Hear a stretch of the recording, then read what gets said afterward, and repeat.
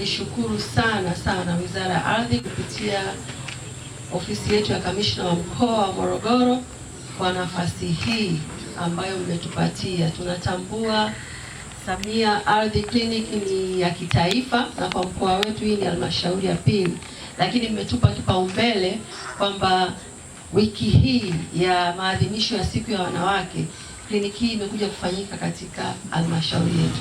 Tunashukuru sana. Lakini tunatambua lengo la kliniki hii ni kuhakikisha tunaongeza asilimia za umiliki wa ardhi kwa wanawake. Natambua katika kliniki zilizoanza wakati zinazinduliwa tuliambiwa asilimia wanawake wanaomiliki ardhi Tanzania nzima ni 28.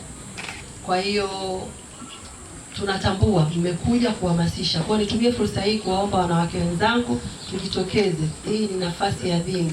Wenzetu wa Wizara ya Ardhi wanamuunga Mheshimiwa Rais jitihada zake za kuhakikisha huduma za ardhi zinapotolewa ni za muhimu na kuzingatia usawa katika jamii. Kwa hiyo tunashukuru sana kwa hii nafasi. Najua kipindi hiki tuko katika shughuli za kilimo mashambani, lakini na hili ni muhimu kama alivyosema Kamishna.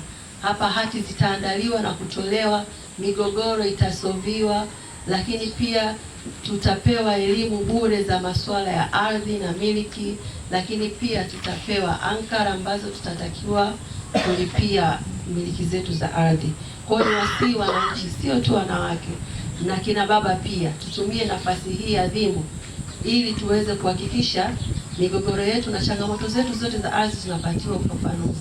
Mheshimiwa Mwenyekiti, sisi pia katika halmashauri yetu tumetenga kila siku ya Jumatano katika ofisi za ardhi kutatua na kusikiliza migogoro ya ardhi. Kwa hiyo naomba pia nitumie fursa hii kuwaalika wananchi wote. Kila siku ya Jumatano kwenye ofisi zetu za ardhi tutakuwa tunatatua, kusikiliza changamoto mbalimbali za migogoro. Lakini pia sisi tuko katika tuko katika maandalizi tayari ya mpango kabambe wa master plan katika halmashauri yetu ya mji. Kama mnavyojua, master plan ndio kila kitu. Itasaidia kutatua hii migogoro mbalimbali ya ardhi ambayo ipo katika halmashauri yetu.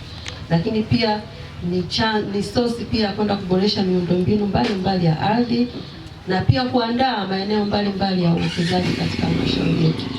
Nichukue fursa hii tena kuwaomba wananchi wangu wa Ifakara kujitokeza kwa wingi, tuwashtue wenzetu, wanawake wenzetu, ndugu zetu ambao wako mashambani, kuwaambia hii nafasi tumeipata kuanzia leo mpaka tarehe 7 mwisho wa wiki.